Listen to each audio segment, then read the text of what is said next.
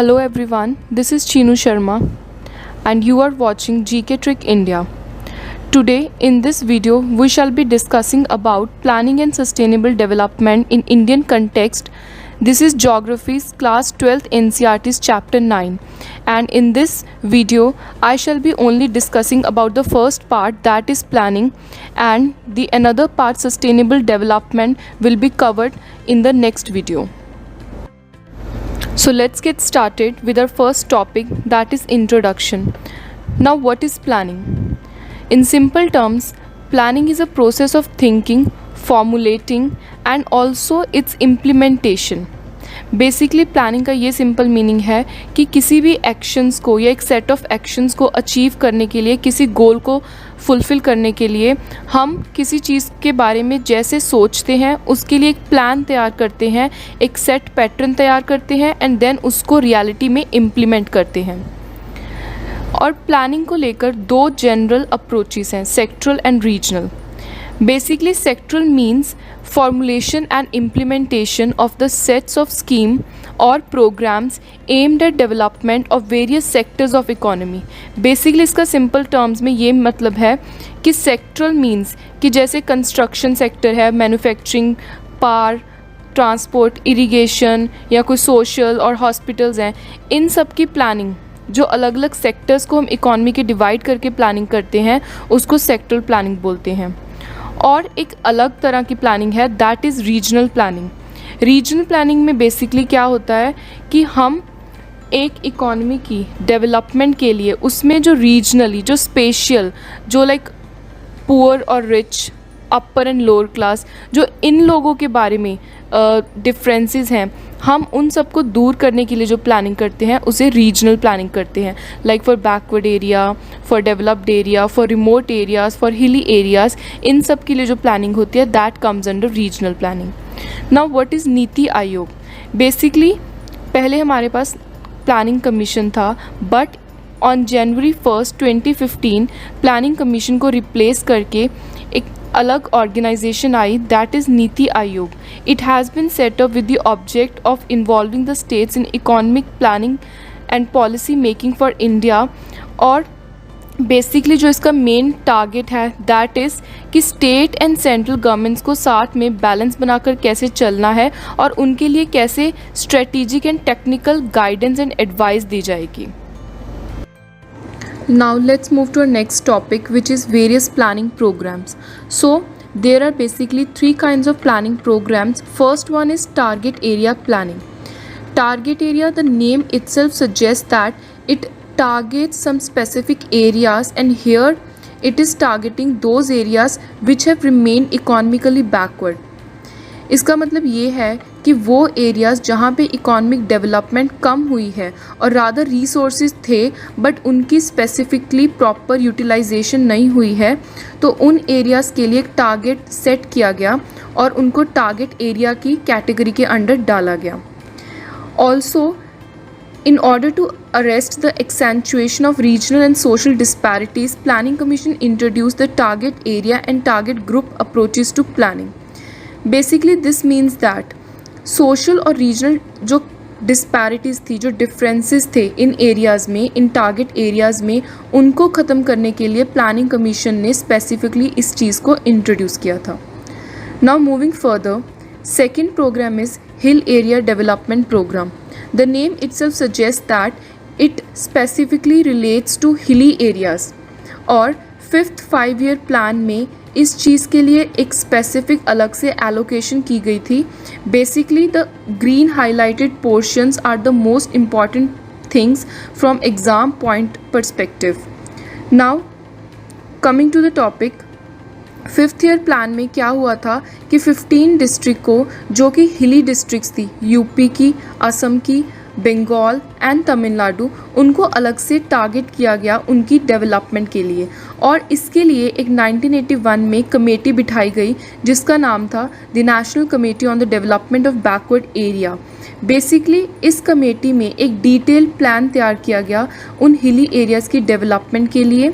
और क्या चीज़ें दिमाग में रखी गई कि उन एरियाज़ के लोग कैसे हैं, उनकी टोपोग्राफिकल, उनकी जोग्राफिकल कंडीशंस कैसी हैं, उनका एनवायरनमेंट, इकोलॉजिकल एनवायरनमेंट कैसा है, सोशल एंड इकोनॉमिक कंडीशंस कैसी हैं। The third program is drought prone area program. Basically इस प्रोग्राम को इनिशिएट किया गया था 4th 5-year प्लान में। जिस एरिया में भी ज़्यादा सूखा पड़ा था वहाँ पे एम्प्लॉयमेंट अपॉर्चुनिटीज़ क्रिएट करने के लिए इस प्रोग्राम को लाया गया और लोगों के लिए proper productive assets like small scale industries वगैरह खोलने के लिए रोल प्ले किया गया। इनिशियली स्टार्टिंग में क्या हुआ कि इस प्रोग्राम का मेन फोकस था लेबर को, कंस्ट्रक्शन लेबर को क्रिएट करना, बट बाद में इसका फोकस थोड़ा सा चेंज किया गया in order to have proper development on overall basis. और इसमें irrigation projects, land development programs, afforestation, basic rural infrastructure create करने की बात करी गई, जैसे कि electricity, road, market, credit and other services. Also एक इम्पॉर्टेंट चीज़ ये है कि 1972 में एक द इरिगेशन कमीशन इंट्रोड्यूस किया गया। The year is really important to remember for exam perspective. और इसमें कमीशन में क्या किया गया कि 30% इरिगेटेड एरिया रखा गया और उसको अलग से ड्राउट प्रोन एरिया से डिमार्केट कर दिया गया। सो बेसिकली जो ड्राउट प्रोन एरियाज़ हैं ताकि उसका अफेक्ट इरिगेटेड एरिया पे ना आए। और there are few examples given that what are the semi-arid and arid tract areas that comes under drought prone areas. These areas are Rajasthan, Gujarat, West MP, Marathwada region of Maharashtra, Rayalaseema, Telangana plateaus of Andhra Pradesh, Karnataka plateau and some interior parts of Tamil Nadu. So another thing that has to be kept in mind कि अगर किसी भी जगह की हमें drought prone area की development के लिए एक स्ट्रेटजी तैयार करनी है, एक प्लान, एक स्ट्रक्चर प्रिपेयर करना है, तो उसमें हमारा मेन फोकस ये होना चाहिए कि उस जगह का इकोलॉजिकल बैलेंस है उसको हम दोबारा से अच्छी कंडीशन में कैसे लेके आएँ, how to restore it. So basically this means that a balance has to be made between water, soil, land, plants, humans as well as animal population.